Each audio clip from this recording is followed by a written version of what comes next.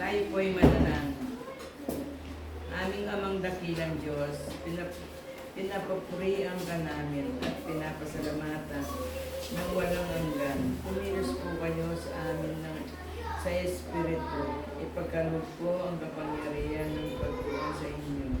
Sa oras ng pagpapahayag ang inyong salita, naway ang lahat ng pagkilos ng dyablo ay mawasak at manumbalik sa tunay na pagpapala sa tanging pangalan ni Yesu Kristo. Amen. Amen po. So at this time po, let us bless each other po by saying, you are the source of blessing. You are the source of blessing.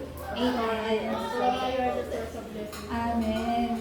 So, I know po na this past few weeks or days, meron po, lumalagana po na sinasabi nilang influenza po, like an illness, ganyan.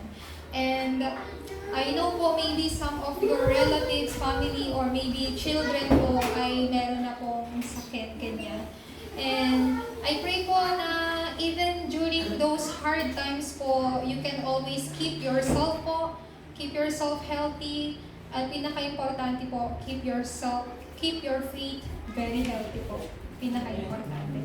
So para po sa ating mensahe, we will receive the message of who are the true disciples.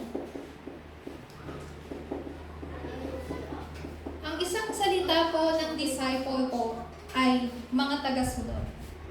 So, sa Biblia rin po, meron pong tinawag si Kristo na kanyang mga disciples. If you know po, Jesus has 12 disciples po. Meron po siyang 12 disipulo. At lahat po ng kanyang mga 12 disipulo, just like us po, they also have weaknesses. Just like us, they also have unbelief. Just like us, na may pagkakataon po want to run away sa Panginoon, meron din po silang ganong moment. So, sa madaling pong salita, tao din po sila katulad natin. That's why, this is what Jesus told them. Ito po yung sinabi po sa kanila, sa atin po ni Jesucristo in verse 31. To the Jews who had believed Him, Jesus said, if you hold to my teaching, you are really my disciples. Sino daw po ang tunay na disipulo po ni Kristo? Ang mga sumusunod o humahawak po sa kanyang salita. Sa kanya pong salita. And sa verse 32 po, ano pong sinabi niya? If you, then you will know the truth and this truth will set you free po. So right now, before po nating i-continue yan, katulad po ng sinabi ko po kanina, meron pong nararanasan po ngayon, hindi lang po sa bansa natin. Now, yung country po natin, we have this ongoing corruption po na nangyayari. Like because of flood, ganyan. And I think this year, 2025, mas marami po. Kasi yung bansa po natin, hindi naman po ganun talaga tinatamaan po ng lindol. Di po ba? I never heard po, simula nung ako po ay nabubuhay na sunod-sunod po yung pagtama ng lindol. Pero this year, 2025, talaga pong sunod-sunod yung pagkakaroon po ng lindol sa bansa po natin. So what is the current worldly issue po ngayon ng ating pong mundo? So napakarami po. Pag sinabi po nating worldly issue, mga nararanasan pong problema. So bilang isa pong ebanghelista po ng Diyos, we also have to know and be familiarized po sa kung ano po yung nangyayari sa paligid po natin. Di po ba? Hindi lang, of course, we should not just receive the Word of God as it is, pero we have to see everything po, lahat ng nakapaligid po sa atin na nasa loob po ng plano po ng Panginoon. And I just heard po sa Cambodia, nasabi lang po ito ng atin pong pastor, pero I searched about it po, na sa Cambodia po, meron pong nangyaring mga online scam. So, dito rin po, talamak din po yung mga online scam dito sa bansa po natin. Pero doon po kasi sa Cambodia po, halos 300 to 400 Koreans po ang naging biktima ng online scam sa Cambodia. Meron pong mga voluntary, meron din naman pong involuntary, ganyan po. So, because of that po, ang minsan ginagawa po nilang online scam, they use this parang dating online scam po para manloko ng mga tao. And ang nangyari po, because of that online scam, meron pong isang Korean student po, just a student, na pinagtatrabaho po sila sa isang facility, tapos tino-torture po sila. And because of that one student who died because of being tortured po, kaya nalaman po ng Korea po. And that's one of the issue po ngayon ng bansa, ng buong mundo.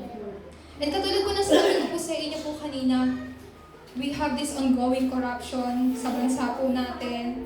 There's an earthquake po, napakarami pong earthquake na dumarating. So, when we see those issues, when we see those like problems po, alam niyo po ang nararamdaman natin, we tend to feel discouraged po. We tend to feel discouraged. We tend to feel disappointed po. Bakit po? Kasi tinatignan natin, Lord, ano po bang dahilan? What was the reason? Bakit po nangyayari po ito? And because of these worldly issues, ano pong nangyayari? Tayo po ay nagiging, anong po yung salita po na yun? Nagkakaroon ng kahinaan. Nakikita po natin yung kahinaan po natin. Or sa madali pong salita, wala tayong magawa. Wala tayong magawa po. So, pero ang pinaka mas nakakatakot po na problems po dito, seeing these worldly issues, hindi lang po yan. Makikita din po natin dyan na there is constant wars po. Pag sinabi pong constant war, mga digmaan po na hindi matapos-tapos. Paulit-ulit. Sa Russia, merong ongoing na digmaan po. Sa mga ibang bansa po, meron pong mga labanan po na nangyayari, ganyan. Kahit po sa bansang Israel. So, what is this po?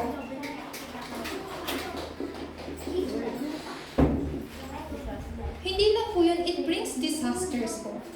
Pag sinabi pong merong disaster, ibig sabihin po niya, meron pong poverty. Meron pong kahirapan.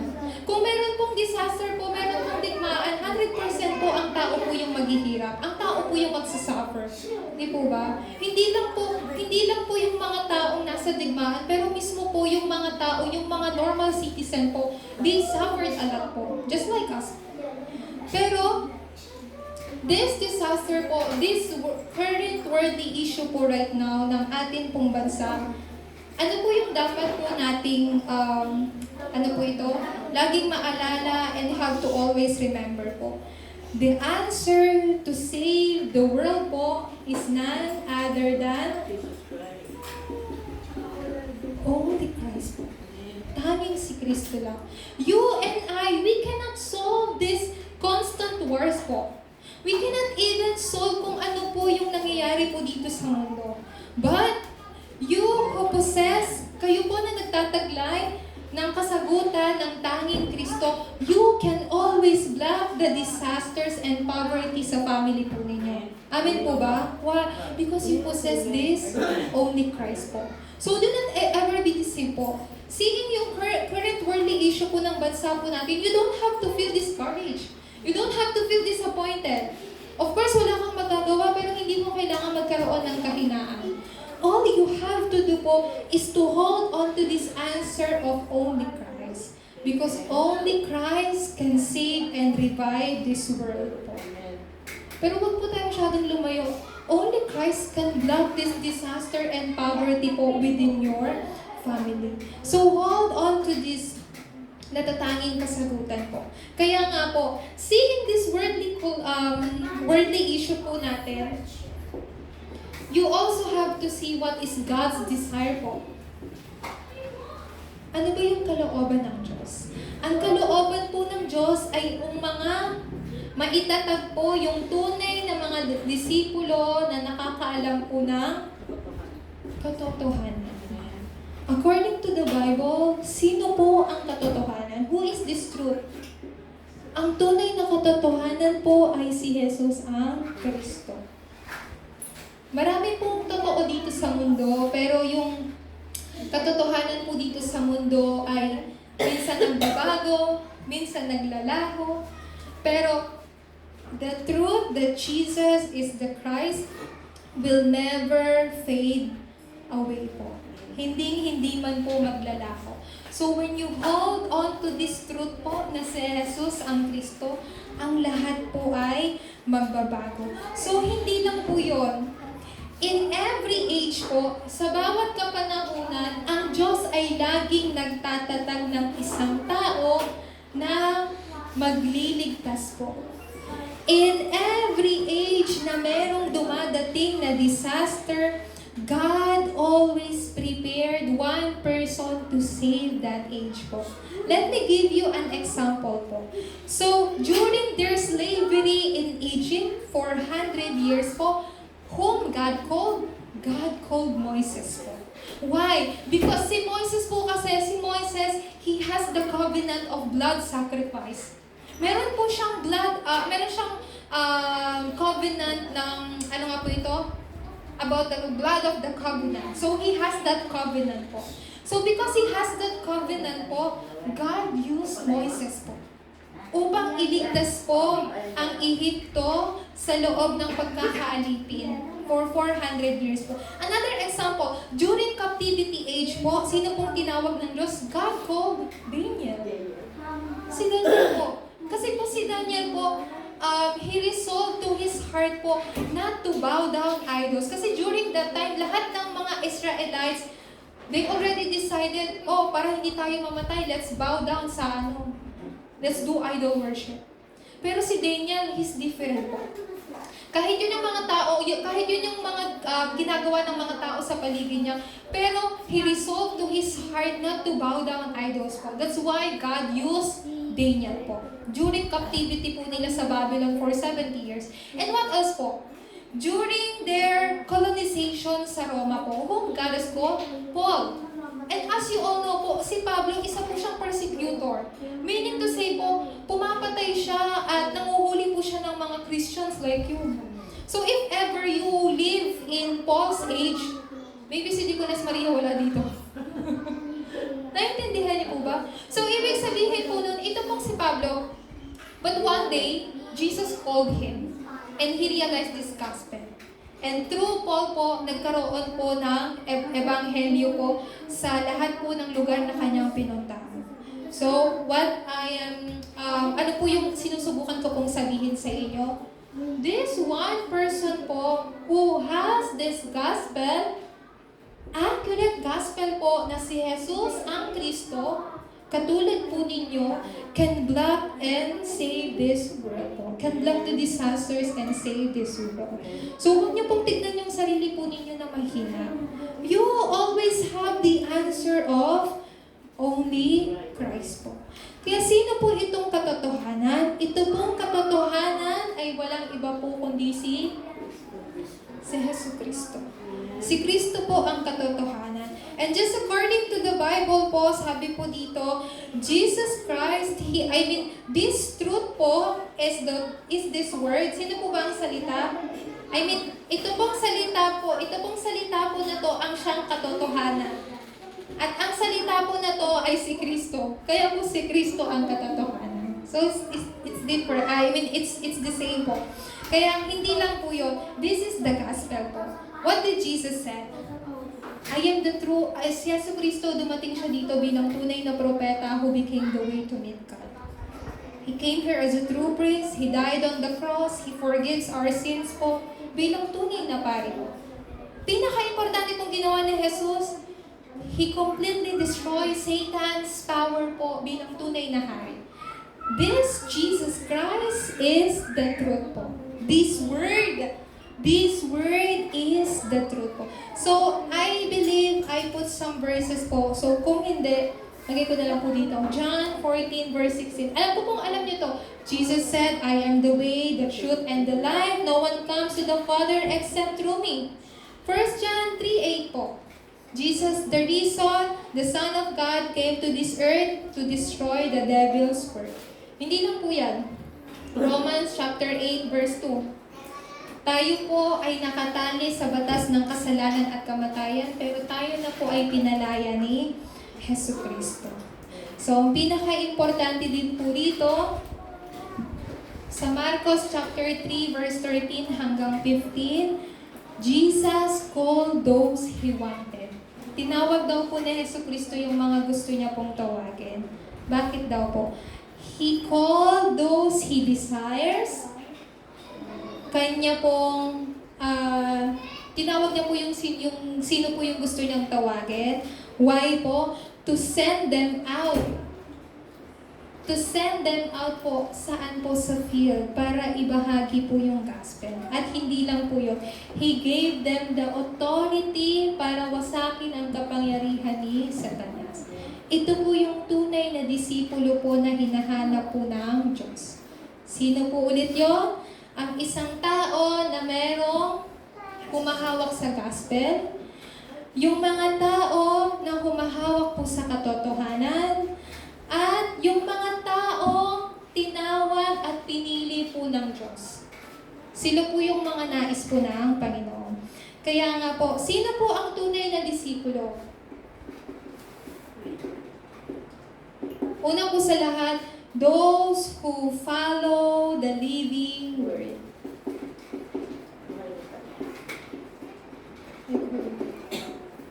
Sino daw po ang mga tunay na disipulo po? Those who follow the living word po. Ang mga sumusunod po sa buhay na salita po ng Diyos. What is God's word po according po sa Biblia? Sa Isaiah chapter 40 verse 8 po, ang bulaklak, ang damo ay nalalanta, pero ang salita po ng Diyos ay ano po, will stand forever po. Everlasting.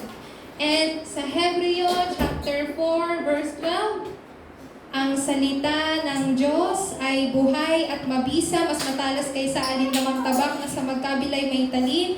Ito'y tumatagos maging sa kaibuturan ng kaluluwa at espiritu ng mga kasukasuan at buto at nakakaalam ng mga iniisip at binabalak ng tao. What is the Word of God po? The Word of God is living and active po.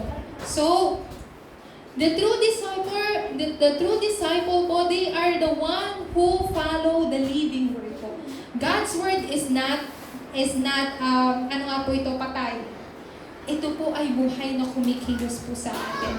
Therefore, ang mga taong sumusunod sa salita po ng Diyos, they are those who believe in this word. Sila po yung naniniwala po sa salita. They are not just following the word, pero they believe in this word na siyang buhay po sa kanila. Hindi lang sila sumusunod, pero naniniwala po. Ano po yung paniniwala po natin dito? By believing in this word po, this is our identity. Ano po ba yung katauhan natin? Tayo po ay mga anak ng Diyos. So, this word of God po, ito pong salita po ng Diyos ay, tawag po nito, nandito na po pasimula pa lamang. So, this word is in God and the word was God. So, ito pong salita po ng Diyos ay ang Diyos at ang Diyos po ay ang salita. At ang salita po na ito ay nagkatawang tao po. So, hindi lang po yun. Because this word, ano nga pong verse po yan? John chapter 1 verse 3 tapos verse 14 po. Ang salita po na ito ay nagkatawang tao. We call this incarnation po. And what else po? Ang mga naniniwala po sa salita po ng Diyos ay kaya pong tanggapin ang salita po na to. They can accept this word po. And those who accept this word po, they are born of God. Born of God po. Anak ng Diyos. Ipinanganak mula sa Diyos. So you and I po, we are born from God po. Tayo po ay ipinanganak mula po sa Diyos. Paano yun nangyari, Pastora Sheila? We were under a fundamental problem po. So before this worldly issue, saan po ito nagsimula lahat? This came from fundamental problem po. Fundamental problem of mankind. Ano po ulit yan? Satan, sin, and separation po. So because of this problem po, lahat ng problema po sa mundo ay nangyari. Because of this problem. So before po, tayo rin po ay nasa fundamental problem. Pero si Kristo po, si Kristo ay nagkatawang tao. And because of God's grace po, you accepted Him into your heart. That's why you became a born of God. So you are born again Christian po. A born again Christian. Why? Kasi muli po tayong pinanganak ng Diyos. Kasi tayo nga po dati nandito. Pero si Jesus Christ, He died on the cross.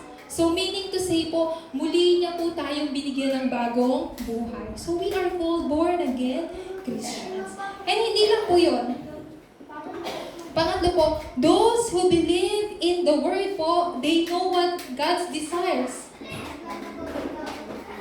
Nalalaman po nila kung ano ang kagustuhan ng Diyos. Panginoon, ano po ba yung kagustuhan po ninyo? Ito po yung pinaka-importante po na panalangin. Lord, what is your desire? When you pray po, do not pray for your own desire po. Pray for God's desire. Huwag po kayong manalangin sa sarili po ninyong kalooban or kagustuhan. You have to always pray, Panginoon, ano po ba yung kalooban ninyo? Ano po ba yung kagustuhan po ninyo? So, hindi lang po yun. Those who believe in the Word in Matthew chapter 4, verse 19, ang mga tinawag po ng Diyos, ang tawag po sa kanila ay mga fishers of men. You are fishers of men po. Mangingisda ng tao. Ano po yung ibig sabihin ng mangingisda ng tao? Evangelism po. Evangelism. Kaya po, pangalawa naman po, those whose word abides in them and whose lives are in the Word po. So, meaning to say po, in John chapter 15, verse 7 hanggang 8 po. Sulat ko na lang po dito. This word in me and I in the Word. So, ikaw at ang salita po ay merong oneness. So, ang ibig sabihin po niyan, si Kristo po ay nananahan sa inyo at sa inyo nananahan ang kanyang salita. So, huwag niyo pong kalimutan yun. Si Kristo nananahan sa inyo at ang kanyang salita ay ganun din nananahan din po sa inyo. So, this Word of God is in you and you are in the Word. So, you and Christ are one. Iisa po. Iisa. Why? Because you are children of God po. So, ano pong sinabi ulit sa verse 31? Those who had believed Him. Jesus said, if you hold on to my teaching, you are really my disciple. If you really hold on to this word po, Jesus said, then you are really my disciple po. Ito po yung sabi ni Hesus Kristo. Kung pinapangawakan mo yung salita ko, ikaw ang tunay kong disipulo. And then, ano po sabi ni Jesus? Malalaman mo yung katotohanan and this truth will set you free. Bakit will set you free po? Kasi si Jesus po ang katotohanan. That's why po, in John chapter 15, verse 7 hanggang 8 po, nakasaad po dito,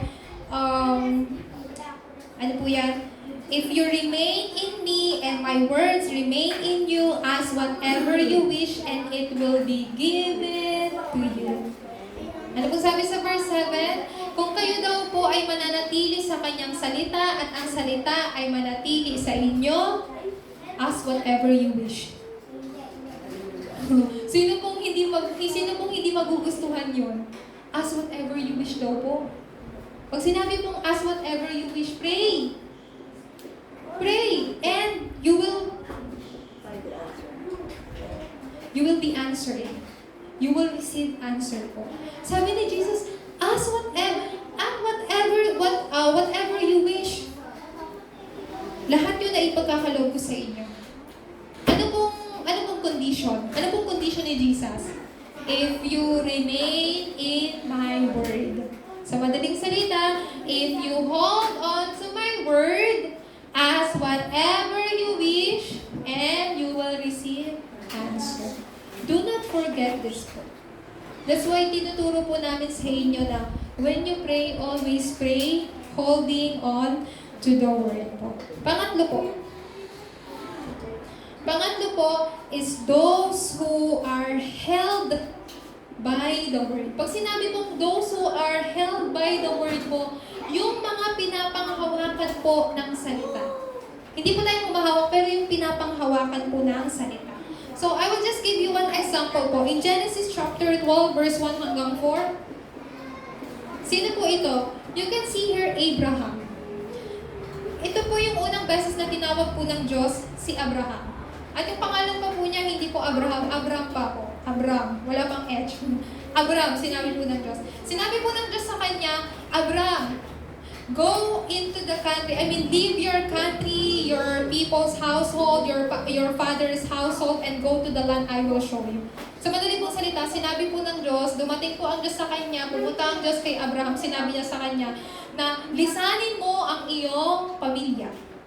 Umalis ka sa iyong tirahan. Umalis ka sa tirahan ng iyong ama. Pumunta ka sa lugar na ituturo ko sa iyo. At ano po yung sinabi sa kanya ng Diyos? Then, I will make your great name. I will bless you. Whoever curse you, I will curse. Those who bless you, I will bless. At sa pamamagitan mo, maraming bansa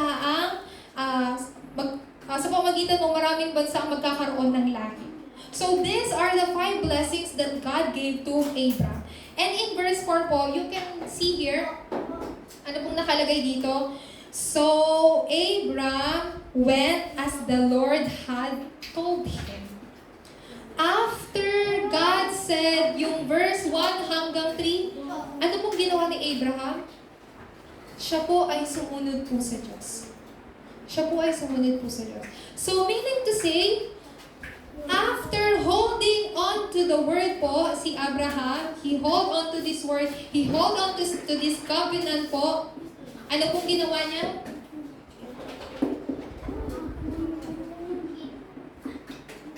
Siya po ay umalis. He went as the Lord told him po. So, ganito din po sa atin. Kahit saan po tayo magpunta, lagi po ninyong panghawakan po yung salita po ng Diyos bilang inyong tipan.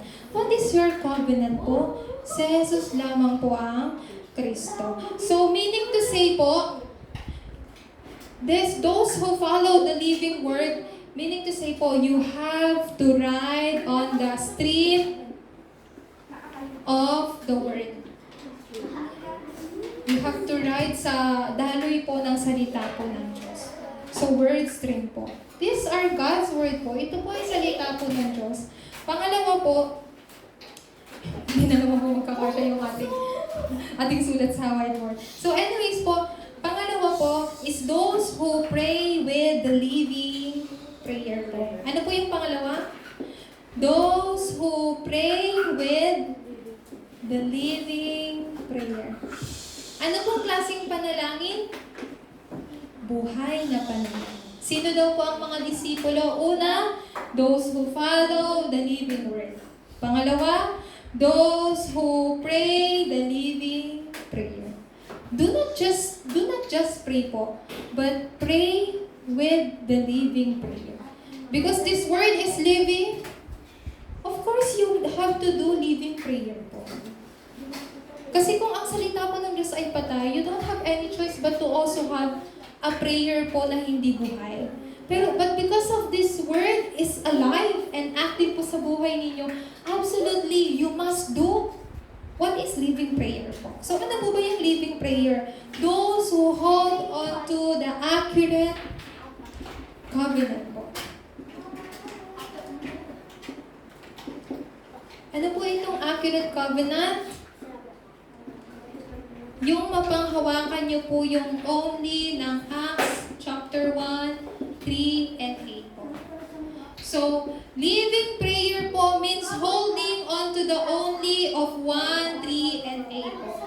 Then the answer of uniqueness, recreation, ay mangyayari din po sa buhay po ninyo.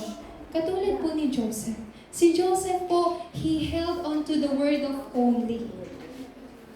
Kaya kahit siya po ay ibinenta sa Ehipto, nahanap niya po yung uniqueness niya.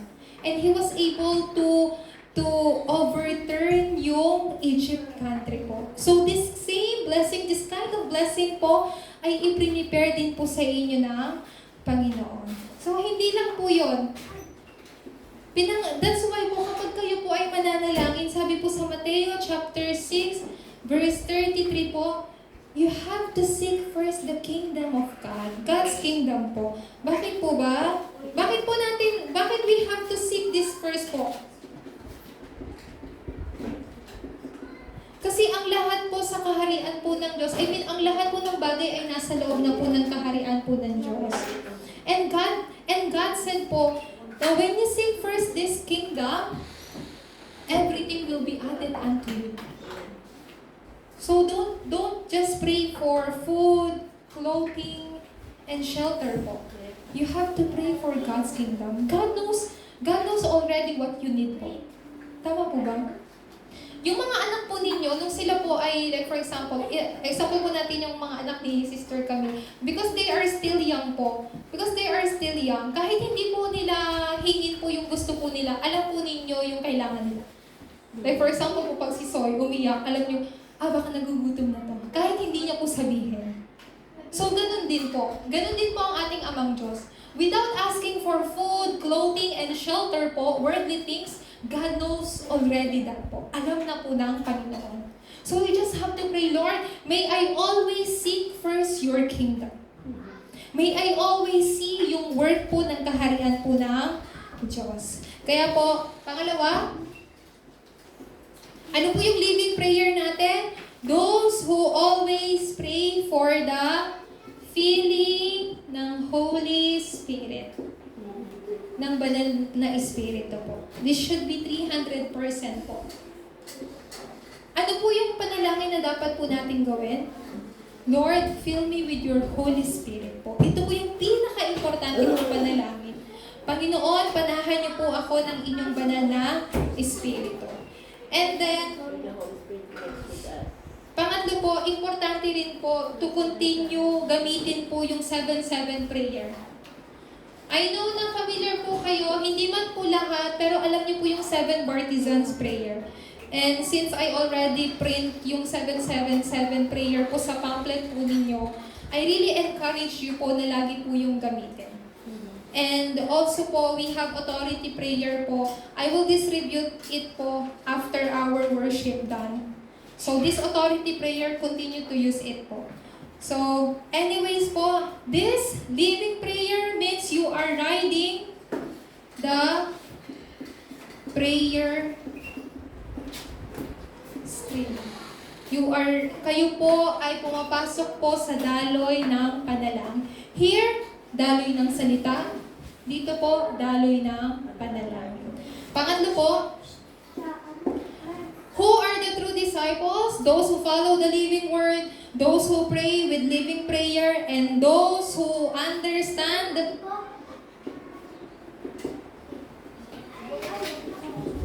evangelism. Sino daw po yung tunay na disipulo? Ang mga nakakaunawa po ng Ebanghelyo. Ibig sabihin po nito, those who understand what gospel is. Gospel is good news po. Gospel is Jesus Christ po. Pero po, without evangelism po, you will never understand po kung ano po talaga yung tunay na mabuting balita po na to. So as you all know po, we always have this evangelism camp every Saturday. At ang mga kasama ko lang mga remnants, mga maliliit na bata. Is it funny? Yes, it is funny. Kasi mga bata lang po yung mga kasama ko eh. Baka isipin ng tao, ng ibang tao, mayroong bang nangyayari dito sa church na to? Bakit puro mga bata yung kasama ng pastor? But anyways po, every Saturday we have this evangelism camp. And these children po, they seems like a very weak and they cannot do nothing much po. Very limited po sila. Pero kung ikukumpara po sa atin, they are much stronger po. Why? Because they already experienced what evangelism is. How about you po? Then how about you po? I am really sorry to say this po. Are we not ashamed of ourselves po? We already received salvation po. Of course, we are too busy in our life po. Pero kayo po ay tinawag po ng Diyos, not just you who receive this salvation, pero sa pamagitan po ninyo, maipahayag din po ang salita po na ito sa ibang tao. These little remnants, they already experience what true evangelism is po. I mean, maybe some of them, they just want to go to the field because, alam niyo po yun, because it's funny. Because they never experience it. And they just want to go there just for fun. Yes. Yes po. They have that kind of reason, but that's not how God works po. Amen po ba? That's not how God works. So even though these little remnants, they have their own reason to go to the field just for fun, just to play outside, but God never thinks that way po. Hindi po ganun mag-isip po ang Panginoon. So I already experienced doing evangelism when I was maybe 13 years old because I met our missionary, 12 years old po ako. So maybe 13, 14, I already experienced evangelism. And when I do evangelism, I just went there just for fun. And because after doing evangelism, we will eat together, yes. Because I am still child po. Alam niyo po yun? But I didn't know that God already imprinted yung evangelism po sa akin. So one day, when we do evangelism in one of the fields sa Parañaque po, I shared to sobrang daming children. And I didn't know, I felt very happy po. Hindi ko po alam. Sobrang saya ko po. I felt really happy to the point I really jumped. I went to Moksanim, I'm so happy. I really jumped po talaga. Then Moksanim, why? Oh, because these children, they accepted Christ into their hearts. That is true happiness. So, who are the true disciples po? Those who truly understand what evangelism is po. Hindi lang po nila nauunawaan yung gospel, pero nauunawaan nila na I also have to share this gospel sa ibang tao.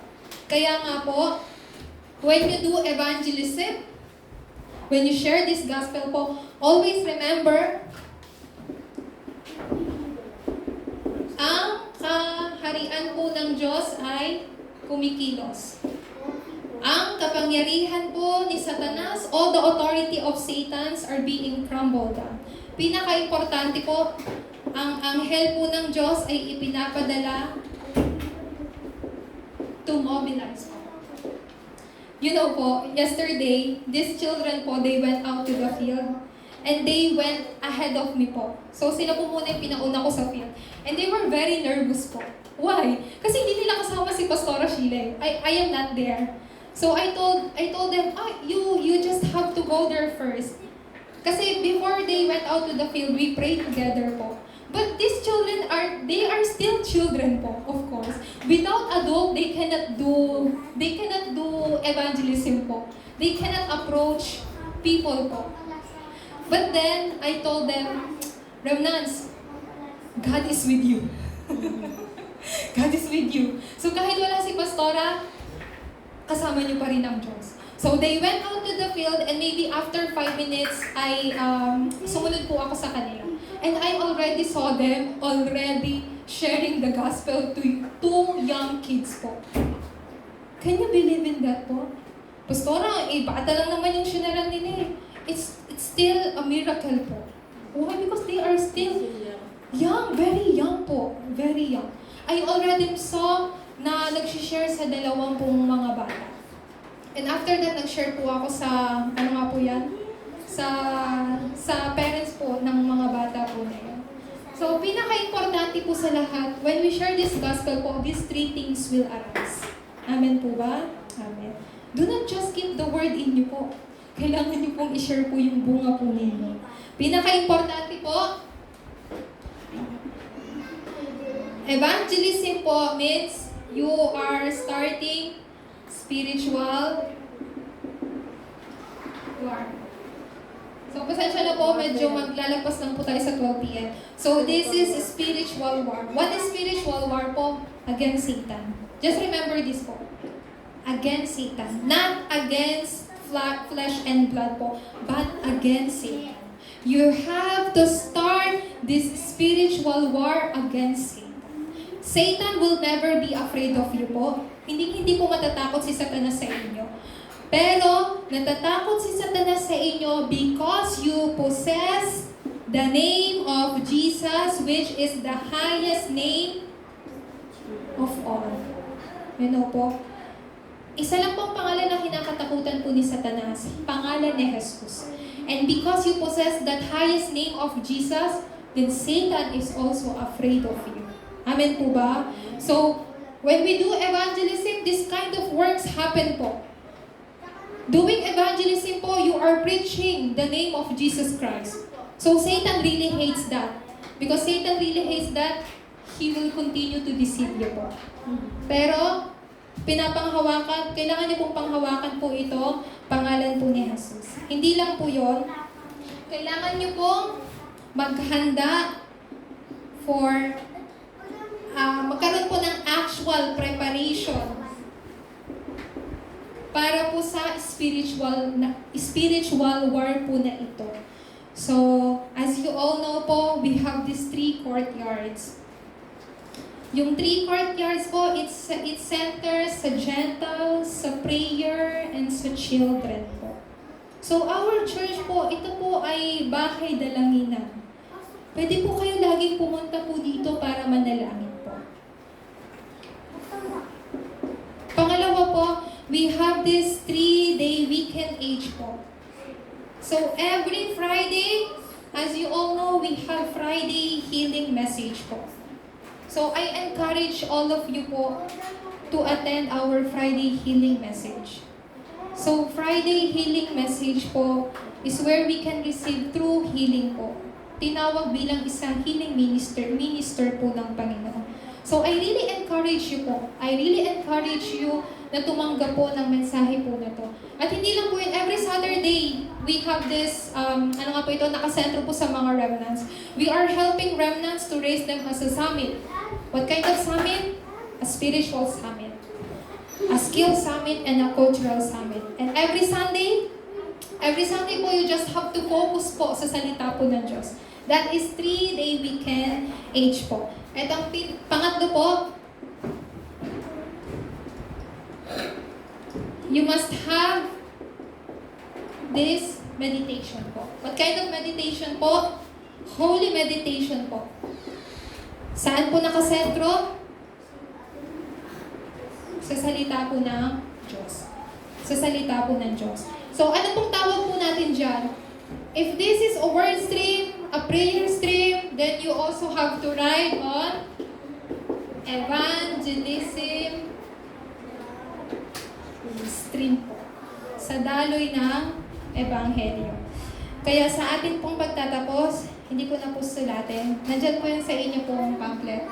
Who am I? Sabihin po natin, I am a true disciple of Christ. I am a true disciple of Christ. Who am I? Sabihin niyo po, I am a watchman of light. I am a watchman of light. Sino po kayo? You are God's absolute partisan po. God's absolute partisan that shines the light of Christ po. Amen po ba? Amen. So do not forget these 3 things po. Sino po ang mga tunay na disipulo po ni Kristo? Ang sumusunod po sa buhay na salita, ang meron pong living prayer po, at nauunawaan po ang Ebanghelyo. Sila po ang tunay na disipulo. Kaya wag na wag pong magpapadaya sa bawat sitwasyon po. So I pray na throughout this week po, mapanghawakan po natin yung mensahe po na to. And have a victory in Christ Jesus po. Amen po? Amen. So tayo po ay manalangin. Let us pray po. Our dear Heavenly Father God, we praise you and we give you thanks. Salamat po sa inyo pong salita na amin pong tinanggap. Lord, by your grace po and by your power, help us to follow this living word po to begin what is living prayer and to truly understand evangelism by your grace. Lord God, you have called us, Panginoon, in this place.